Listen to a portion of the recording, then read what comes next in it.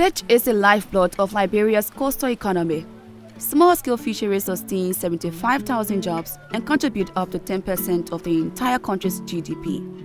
Yet, these vital resources are under threat. Illegal, unreported, and unregulated fishing is a major challenge. Foreign trawlers deplete fish stocks, destroy fishing equipment, and jeopardize the livelihoods of coastal communities. What IUU does is that it derails and exploits the resources of the country. And so that's the kind of negative impact it has on the local community. They are also unable to make ends meet and get livelihood because they depend on the ocean for survival. For the last 5 years, the Environmental Justice Foundation has been empowering coastal communities to combat illegal fishing and protect marine ecosystems. The European Union-funded Communities for Fisheries project emphasizes local involvement, equipping fishers to become stewards of their own marine resources. To achieve this, 7 collaborative management associations, CMAs, have been established. So what is Collaborative Management Association? It's essentially having everyone with interest in the fisheries agreeing to come together to manage the resource. Fishers, the local government structures, religious leaders working collectively as a unit, as a CMA, to be able to combat IUU and ensure sustainable fishery management. What can we do as a CMA body? Let's try to regulate our sea, protect our sea. It's very important. We need a women participation just as far as the men. In CMAs, elected representatives from fishing communities share in the responsibility of managing marine resources alongside the government, ensuring local people have the right and opportunity to influence the management of their own resources. We build upon those traditional structures to be able to form the CMA by respecting their culture, their way of life, their customs and tradition. A key priority has been inclusion, ensuring women and remote communities are heard. Since women make up 60% of the fisheries workforce and many fishing communities are in isolated areas, it is essential that no one is left behind to promote long-term sustainability. The project has really worked with women, and it's been very successful by now having in these elected bodies called co-management associations. You have 50% of women in there, many of them vice presidents or treasurers. And so basically the value of the woman within the community is increased and their voices are increasing to her. The men can do, women can also do it. As part of the project, EJF established 33 village saving and loans associations to enhance women's financial empowerment and participation in fisheries governance. So the concept is having people come together to pool resources from their own community and then give it to themselves as loans. So it provides financial empowerment and also creates a social bond.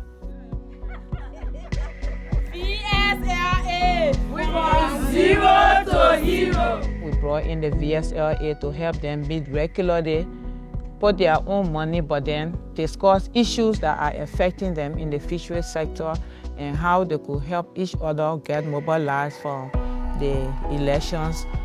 They have their own income now. They are economically empowered, and because of that, they are gaining self-esteem.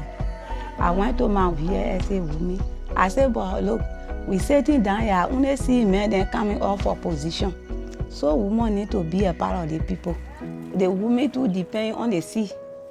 So we need to help the men then to work together.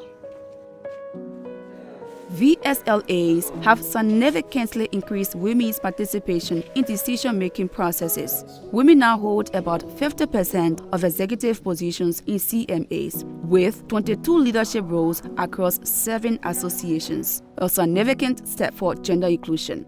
They also provide a platform to deliver training sessions on leadership, communication, and advocacy skills, and to raise awareness of women's rights. And we say power is one of the things in any relationship that people can use to influence gender-based violence. Society made us to know that it is acceptable, but it is not. The boy and the girl, they got equal rights. They are human beings. They are your children. So those are all part of violence that we call.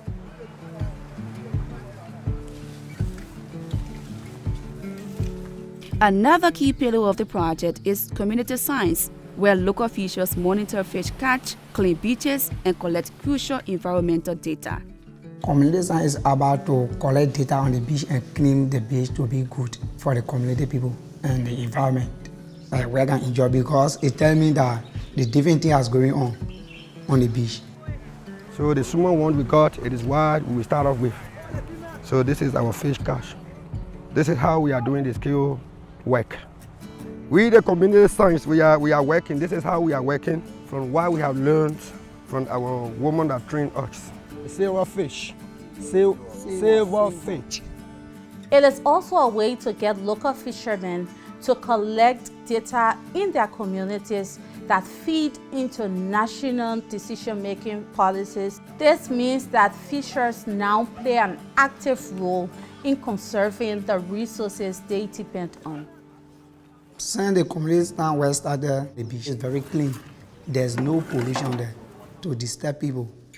Liberia is known for its beautiful beaches, and with the beach cleanup activities, the beaches are even more beautiful and in better conditions.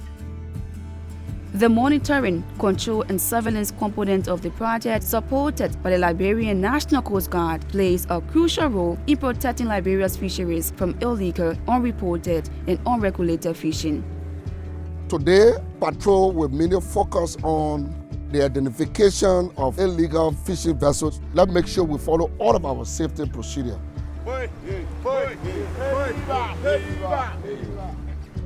In 2024, EJF and the Liberian Coast Guard organized a training for the CMAs in 4 counties. If they observe any illegal activities, they report it to us and then we respond. We are getting a yearly result from it. I think there's a lot of achievements so far. We do the patrol to stop people that are doing illegal fishing in our water, and also BB vessels that fishing on the nautical miles that is limited to artisanal fishermen. They spoil the artisanal fishermen fishing tools, and also net they using it make fish too scarce for the artisanal fishermen. Because of their presence, fish business can be hard for the artisanal fishermen. Fishermen are constantly out there in the ocean interacting with the resource, and so if you can get an army of fishermen out there reporting the infractions they come across and feeding that to the national authority for them to take the appropriate action and follow up, so that's more sustainable, and they also feel a part of the management process. It is in my interest of protecting my own water because it is the sea we live by. Abandon. The patrol teams are equipped with essential training and resources, including tools like the Darcy app, which allows fishermen to capture and report illegal activities.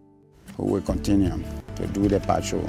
It's very much important for the community and also Liberia as a whole.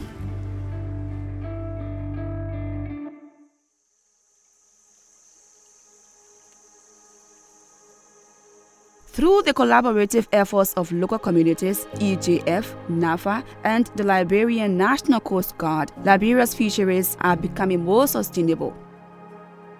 This model, I think, is a model which allows the country, Liberia, as well as the National Fisheries and Aquaculture Authority to be proud because they were part of all this. And they can be proud of what they have achieved in this country. It's a good example also to show to other countries in the region, but even beyond. The most inspiring part of the Communities for Fisheries project has been how the communities have embraced this project. With every community engagement, I see how the women are happy that They are participating in fisheries governance, and I see how the fishermen take pride in conducting the MCS project. It shows that this project will be sustained because they see it as their own and to see the benefits in their communities and in their lives. What is really important here is that communities have come together and that they now have a voice at the table and that people are actually listening to them. So I think that is the lasting impact. They have actually taken their destiny into their own hands. Every little that has been done, everything that has been done in these counties has transformed the people one way or the other. And those are the things that we value as a country. Thanks to EU funding and the collective efforts of all stakeholders, Liberia's fisheries are on the path to sustainability. Together, we are creating a legacy of protection and empowerment that will endure for generations to come.